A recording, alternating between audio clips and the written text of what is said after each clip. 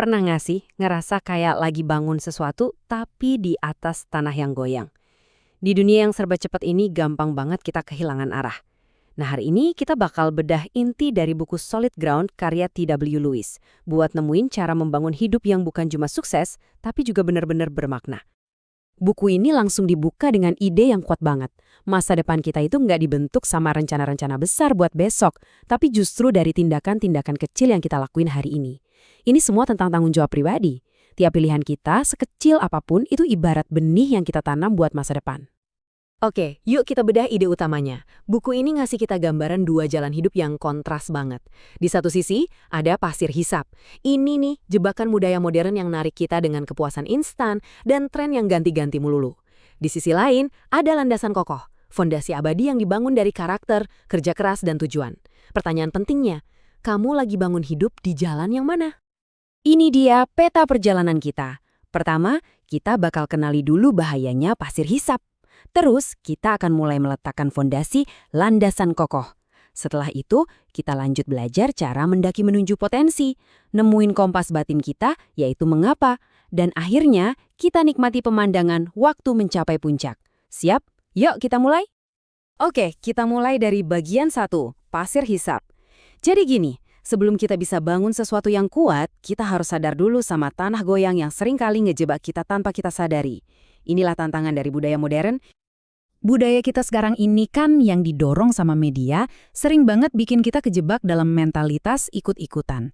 Kita jadi terus-terusan ngebandingin diri sama orang lain dan ngikutin apa yang lagi tren. Hasilnya, kita bangun hidup di atas fondasi yang rapuh, kehilangan keunikan kita sendiri, dan jadi takut buat ngambil jalan yang beda. Padahal, pertumbuhan sejati itu justru ada di sana. Oke, cukup ngomongin masalahnya. Sekarang kita fokus ke solusinya.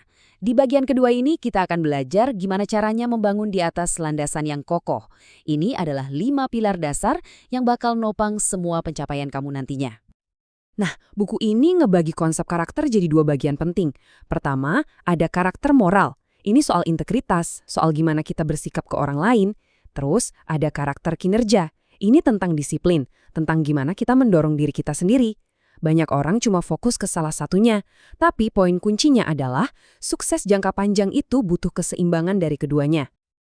Angka 60 jam seminggu, mungkin kedengerannya ekstrim ya, tapi ini argumen jujur dari penulisnya. Di dunia yang super kompetitif ini, untuk bisa benar-benar sukses, mentalitas standar 40 jam kerja seminggu itu nggak akan cukup. Ini bukan soal kerja membabi buta ya, tapi soal komitmen dan dedikasi yang dalam buat jadi luar biasa, bukan cuma jadi rata-rata. Jadi, ini dia 5 pilarnya, fondasi dari segalanya. Karakter pribadi, kerja keras, tujuan yang jelas, pemahaman diri, dan kemauan buat bantu orang lain. Kalau fondasi ini aja nggak kokoh, semua yang kita bangun di atasnya itu beresiko ambruk. Oke, fondasi udah ada. Sekarang waktunya kita mendaki. Bagian ketiga ini fokusnya ke skill-skill lanjutan yang kita butuhin untuk membangun di atas fondasi tadi dan mencapai level yang lebih tinggi lagi. Nah, ini konsep yang kuat banget. Bakat itu bukan sesuatu yang kita terima gitu aja, tapi sesuatu yang ditempa. Namanya latihan yang disengaja. Ini bukan sekedar ngulang-ngulang hal yang sama, tapi secara sadar mendorong diri kita keluar dari zona nyaman. Kayak seorang musisi yang ngelatih bagian paling susah dari sebuah lagu berulang kali, bukan cuma mainin lagu yang udah dia kuasai. Justru dengan sengaja nyari kesulitan, kita bisa tumbuh paling cepat. Dan ini semua ngebentuk siklus yang saling menguatkan. Kerja keras menciptakan ketahanan. Ketahanan itu jadi bagian dari karakter kamu. Karakter yang lebih kuat bikin kamu bisa ngembangin bakat lebih jauh lagi, yang pada akhirnya bikin kamu bisa bekerja lebih keras lagi. Ini kayak spiral positif yang bawa kita ke puncak. Salah satu skill paling penting dalam pendakian ini adalah manajemen resiko. Pertumbuhan sejati itu cuma terjadi saat kita berani keluar dari zona nyaman. Tapi ini bukan berarti ambil resiko secara membabi buta ya. Ini tentang belajar mengambil resiko yang cerdas dan diperhitungkan, di mana potensi untungnya jauh lebih besar daripada potensi ruginya.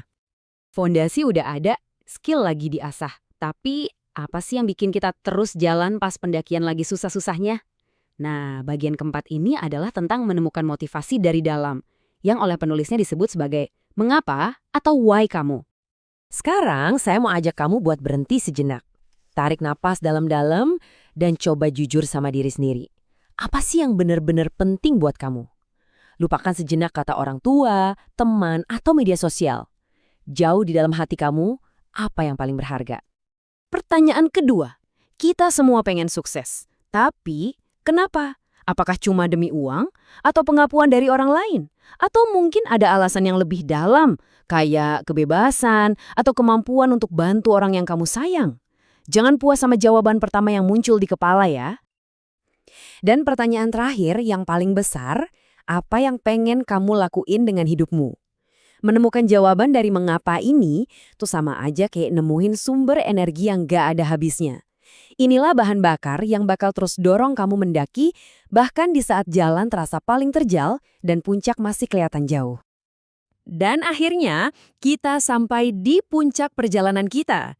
Bagian kelima ini mengungkap hadiah terbesar yang datang dari membangun kehidupan di atas sebuah landasan yang kokoh. Coba deh, lupakan sejenak definisi sukses itu mobil mewah atau jabatan tinggi. Buku ini ngasih definisi yang jauh lebih dalam. Sukses adalah realisasi progresif dari sebuah cita-cita yang berharga. Kata kuncinya itu progresif. Ini bukan tentang mencapai garis finish, tapi tentang perjalanan itu sendiri. Selama kamu terus maju ke arah tujuan yang bermakna, kamu udah sukses detik ini juga. Nah, inilah pemandangan dari puncak. Coba perhatiin gimana semua konsep ini nyambung. Sukses itu perjalanan. Tujuan itu titik temu antara bakat kita dan cara kita melayani orang lain. Makna lahir dari komitmen. Kebijaksanaan itu buah dari pengalaman. Dan kebahagiaan itu bukan sesuatu yang kita kejar, tapi hasil alami dari ngejalanin hidup dengan cara ini. Semuanya saling terkait dalam sebuah kehidupan yang utuh. Kita akhiri di tempat kita mulai, dengan sebuah pilihan. Setelah semua ini, coba tanyakan ke diri sendiri. Hidup yang lagi gue bangun sekarang ini, berdiri di atas pasir hisap budaya modern yang gampang berubah, atau di atas landasan kokoh yang abadi. Pilihan ada di tanganmu, dan pilihan itu dimulai hari ini.